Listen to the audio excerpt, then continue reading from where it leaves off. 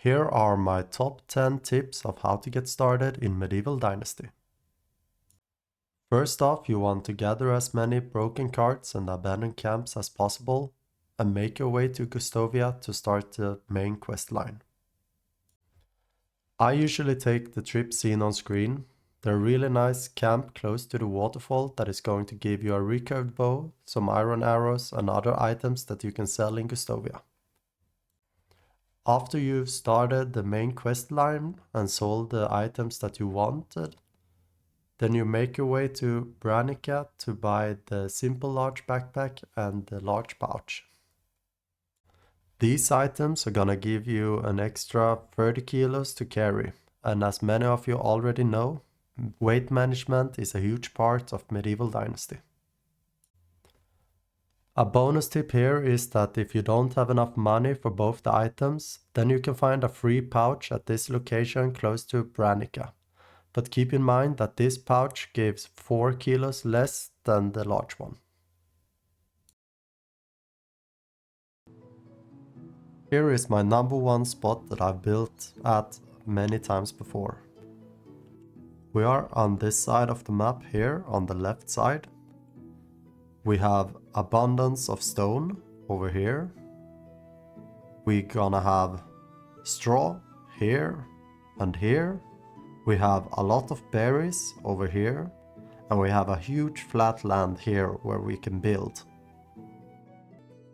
On top of that, you have a abandoned camp over here where you can find a lot of clothes for the winter. You have another camp over here, which is a lot of fishing stuff. You have the barrels here. You have a crate here, barrels over here, and you also have one of the best camps in the game where you can find a lot of trees. You have that over here. My third tip is to get a woodcutter to gather logs and a hunting lodge to gather leather as soon as possible. Logs are really time consuming and is the most needed resource in the game. Leather you can turn into simple bags to make money. We will talk more about that later. My fourth tip is to get people to join your village as soon as possible. Don't be afraid of picking people with bad stats in the start, and don't be afraid of kicking them out of the village if you find better suited villagers, because there's no penalty for kicking people out.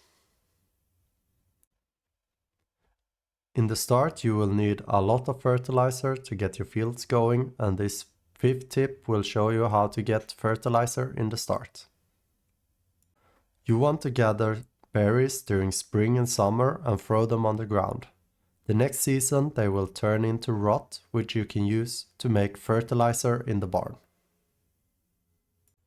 The next tip is to create fields and plant flax during spring and a little bit of oats, cabbages during summer and rye during autumn. The flax will give you flaxseed, which sell for a lot of money. The cabbages can be your main food supply, and the oats and the rye can be turned into animal feed, which you will need in the future. Tip number 7. Using a two-hander like a shovel or a hoe will make you pick up items from the ground quicker because it removes the animation of you bowing down to pick it up. Tip number 8. Remember that leather our villager at the hunting lodge has collected? We will use that leather to create simple bags. They are easy to make and light and will generate some decent money. Tip number 9. If you have problems seeing the things laying on the ground, then you can go into settings and turn the foliage to low.